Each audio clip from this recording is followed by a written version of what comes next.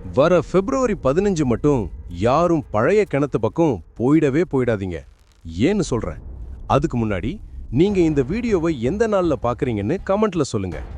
பிப்ரவரி 15ல சொல்லப்படுற ஒரு மிகப்பெரிய மித், கிணத்துக்கு பக்கத்துல 6 மணிக்கு மேல யாராச்சும் போனாங்கன்னா அங்க இருந்து ஒரு காத்து சத்தம் கேட்குமாம்.